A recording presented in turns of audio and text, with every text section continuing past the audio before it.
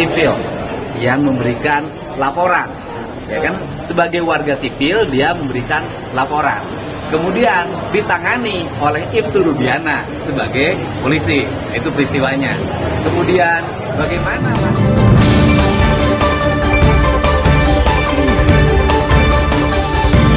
Nah, saya juru bicara Peradi hari ini bahwa kita sebagai warga sudah menyampaikan laporan terhadap Pak Rudiana, bukan Ibtu Rudiana. Saya katakan sekali lagi, laporannya adalah laporan terhadap Rudiana, bukan Ibtu Rudiana. Kenapa laporannya terhadap Rudiana? Karena yang dilaporkan Pak Rudiana sebagai sipil yang memberikan laporan, ya kan? Sebagai warga sipil dia memberikan laporan, kemudian ditangani oleh Ibtu Rudiana sebagai polisi. Itu peristiwanya. Kemudian bagaimana materi isi laporannya, kemudian bagaimana perkembangannya laporan sampai saat ini, dipersilahkan yang di samping kiri saya untuk menyampaikan jawabannya. Ya, baik rekan-rekan sekalian, kami hari ini membuat laporan terhadap Rudiana sudah selesai, dan ini laporannya, bukti tanda terima laporannya ya sudah diterima. Jadi atas selesainya pelaporan ini kita harapkan pihak kepolisian ya dalam hal ini untuk segera melakukan penyelidikan, ya kan, terhadap laporan yang kami berikan beserta dengan semua bukti yang kami sampaikan. Dalam hal ini rekan-rekan sekalian, seperti press conference yang tadi kami sampaikan, bahwa kami selaku kuasa hukum dari terpidana Hadi ya yang melaporkan dari 6 terpidana yang lain ya. Hari ini hanya terpidana Hadi yang melaporkan kepada Rudiana, kan gitu kan, atas perbuatan yang kami laporkan ya. Peristiwanya nanti mungkin penyidik yang akan sampaikan. Kami sudah sampaikan semua. Kami tidak masuk ke dalam apa yang kami laporkan. Dugaan apa aja, Bang, yang terkait dengan dugaannya terhadap adalah memberikan keterangan tidak benar, palsu ya, dan juga penganiayaan, kemudian memberikan surat palsu dan lainnya. Jadi itu kira-kira begitulah kita ini. Bukti yang dibawa pengakuan dari terpidana kalau ada yang dianiaya. Oh ya, mereka membuat surat pernyataan di atas tulisan tangan bahwa mereka dianiaya, dan makanya memberikan kuasa oleh karena mereka ada di dalam lapas kan, sehingga tidak bisa datang. Maka kami sebagai kuasa hukum kami melaporkan. Bapak dianiaya oleh Rudiana ini apa saja bentuk penganiayaan? Mungkin Bang Ruli bisa sampaikan bentuk penganiayaan. Macam-macam ya bentuk penganiayaan yang dialami oleh klien kami, dari mulai injak-injak, kemudian pukulan, kemudian gembok kepala, dikenakan kepala sampai pecah kepalanya, dan lain sebagainya. Ya itulah yang menurut saya hari ini masih ada hal seperti itu gitu ya. Tapi kita lihat nanti, kita uji aja nanti oleh penyidik apakah laporan kami ini bisa dipertanggungjawabkan oleh tidak.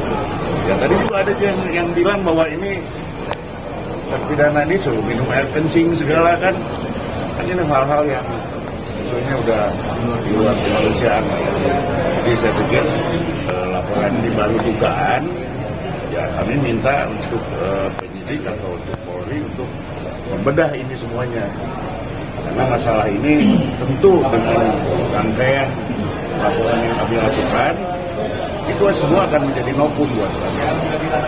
Jadi di sini nggak ada unsur balas dendam, tapi kita mendudukan sesuatu sesuai dengan kita mencari kebenaran material. Pasalnya ada berapa aja? Dokter Alsido mungkin bisa. Ya, jadi mungkin pertama-tama kami mengapresiasi ya, menyambut baik bahwa laporan ini diterima. Ya, ini menunjukkan konsistensi daripada Pak Kapolri juga yang memang ingin supaya yang dahulu ya tidak dilakukan dengan dasar penyidikan scientific crime investigation, ini menjadi pintu pembuka juga. Jadi sekali lagi ini bukan urusannya dengan instansinya, tapi yang seperti tadi disampaikan oleh Kang Deddy, ini terhadap personal. Karena memang inilah yang menjadi persoalan yang membuka permasalahan sampai dengan klien ini, para klien menjadi terpidana, ya, karena daripada Pak Rudiana ini laporannya, jadi model B itu. Nah, ini kami harapkan dengan adanya laporan ini diterima, semoga nanti kebenaran ini bisa dapat diungkapkan. Pasalnya sendiri terapkan pasal berapa aja? Silakan Pak Jutek. Ya, silakan pasalnya dibaca. Pasalnya yang kami laporkan ada 422, ya, pasal 351, pasal 333, 335, 242, ya, antaranya itu. Nanti kita biar penyidik lah yang apa namanya, yang menentukan, ya. Masing-masing ancamannya sendiri kan? Masing-masing ancamannya sendiri berapa? Rudiana ini kan paling berkaitan juga dengan dua laporan sebelumnya, KRT Pasren dengan Pak AS dan DD. Nah, harapannya ini apakah penyelidikan itu digabung saja atau seperti apa, Pak? Gini, karena peristiwanya kan tentu berbeda, yang dituduhkan, yang dilaporkan berbeda. Kalau digabung pasti nggak akan mungkin, karena yang kita laporkan ini pasalnya pun berbeda, tindakannya pun berbeda. Kenapa kami laporkan? Kami berharap para penyidik, kami percaya seperti yang diharapkan tadi Pak Kapolri, kepolisian, Kabak Reskrim, dan teman-teman di polisi di sini saat ini kesempatan buat kita untuk merekonstruksi ulang, menjadi pembanding kan gitu kan? Karena menjawab keraguan masyarakat terhadap hasil putusan yang sudah inkrah tahun 2016 yang lalu. Ya kan, kalau terus kita berpatokan, kita melakukan itu berdasarkan yang sudah inkrah itu, ya tentu nggak akan selesai-selesai. Itu sebabnya kami coba membuat LP ini, ya kan, terhadap 3 LP kita sudah lakukan. Pasren, kemudian Kavi, Aib dengan Dede, sekarang dengan Pak Rudiana, ya. Kita harapkan ini pintu masuk, coba diselidiki, betul nggak peristiwa itu, kan gitu kan? Nah, dengan versi yang sekarang berdasarkan fakta-fakta baru yang terungkap, kan gitu kan? Nanti kita akan sandingkan, kan gitu kan? Apakah peristiwa itu benar masih seperti rangkaian peristiwa tahun 2016 yang diputuskan sampai Mahkamah Agung atau ada fakta baru, gitu kan? Nah, itu harapan kami. Sehingga harapan kami ada sekali lagi, tolong kepada para penyidik, ya, kepada Kabak Reskrim, Kapolri, ya, tanganilah ini sesuai dengan prosedur, tanganilah ini sesuai dengan harapan masyarakat, pencari keadilan, bukan untuk yang salah dibenarkan atau yang benar disalahkan. Kami juga nggak berharap begitu. Kalau memang peristiwanya begitu, tolong hadirkan kepada kami bukti-bukti itu yang kami laporkan itu, ya kan, sehingga kalau memang para terpidana klien kami ini bersalah, nggak apa-apa. Tapi sampai saat ini kami meyakini bukan mereka pelaku, kan gitu kan, bukan mereka pelaku dalam peristiwa tahun 2016 yang lalu dalam kasus Vina. Demikian. Bukti yang kita bawa banyak, ya, ada surat kuasa pertama itu pasti untuk pelapor. Yang kedua adalah BAP, kan gitu kan, Rudiana, ada putusan pengadilan 03 dan 04 kita lampirkan, kemudian ada digital, ya, ada potongan-potongan video, kemudian ada pernyataan dari para terpidana dan juga yang lain, saksi yang lain. Potongan gitu. video ini potongan video penganiayaan atau apa, Bang? Oh, bukan. Ya, nantilah biar penyidik yang berikan, ya. Kita nggak masuk lagi, kita bukan membuka semua di sini. Kalau bukti penganiayaannya apa aja bukti yang disampaikan? Pengakuan. Oh, pengakuan. Pengakuan dan saksi. Dan ini masih ada bekasnya. Dan masih ada berkasnya. Foto-foto ada, Bang, foto-foto? Ada banyak. Isu mungkin, Bang. Cari aja di Google banyak gitu kan itu kan. Iya dicantumkan. Itu kan sudah dari ini di Google banyak itu.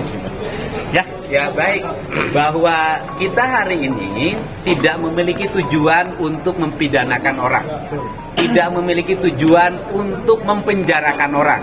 Kita punya tujuan untuk membebaskan orang. Nah, kemudian menuju arah pembebasan itu harus melalui proses seperti ini, karena ini jalan yang terbaik menuju pembebasan. Dan kemudian yang berikutnya adalah apa yang kita cari? Yang kita cari adalah rasa keadilan masyarakat. Yang bersalah harus dinyatakan bersalah, dan yang tidak bersalah harus dibebaskan. Kemudian agar tidak terjadi simpang siur yang terus-menerus berkembang di masyarakat, sebaiknya Mabes Polri meskipun putusan hukumnya belum berubah karena kita baru mengajukan PK, tetap harus melakukan penyelidikan. Di antaranya investigasi yang dilakukan Mabes Polri adalah menentukan apakah peristiwa Eki dan Vina ini peristiwa pembunuhan atau peristiwa kecelakaan. Nah, ini yang harus segera dilakukan oleh Mabes Polri. Saya pikir Mabes Polri memiliki kemampuan menganalisis peristiwa ini secara baik. Karena apa? Karena tahun 2016 itu belum jadul. Masih tahunnya adalah tahun digital. Handphone dari para terpidana masih ada. Itu kan tinggal handphonenya dinyalakan, kemudian dibuka handphonenya, itu akan terbuka kelihatan percakapannya, posisi para terpidana di mana, sehingga kita tidak cocok logi berdasarkan sains. Kemudian yang berikutnya juga saya meminta agar CCTV-nya juga dibuka. CCTV yang dibuka bisa dua. Yang pertama, kalau ingin mengejar tuduhan pelemparan, buka CCTV-nya Indomaret. Karena posisi mereka, SMP 11 itu di sampingnya ada Indomaret. Kalau kemudian CCTV terjadinya peristiwa kematian Eki dan Vina, itu kan ada di flyover. Kemudian dari sisi letak geografis, saya juga ada pertanyaan besar dari saya. Pertanyaan besarnya adalah, peristiwa Eki dan Vina meninggal itu di flyover berada di posisi Kabupaten Cirebon. Tetapi kenapa ditangani oleh Polresta Cirebon? Ini juga pertanyaan yang mesti dijawab sebenarnya dari sisi aspek SOP penanganan yang harus dilakukan. Itu saja pernyataan dari kami. Semoga pelaporan ini adalah pelaporan yang akan segera ditindaklanjuti. Dan hari ini Bareskrim Mabes Polri menjawab keraguan publik. Apakah Pak Rudiana bisa dilaporkan? Apakah pelaporannya akan diterima? Apakah akan diproses? Dan ternyata Bareskrim Mabes Polri menerima dan akan memproses. Untuk itu saya mengucapkan terima kasih pada Pak Kapolri, kepada Pak Kabareskrim atas upayanya membuka kasus ini seluas-luasnya agar masyarakat kita bisa mendapatkan keadilan yang terbuka. Ya. Hasil tes DNA Peggy Cianjur gimana? Ya, kita hari ini tidak ngomongin tes DNA. Ini kan karena nanti merancui pelaporan di Bareskrim. Jadi fokus hari ini adalah fokus melaporkan Pak Rudiana ke Mabes Polri.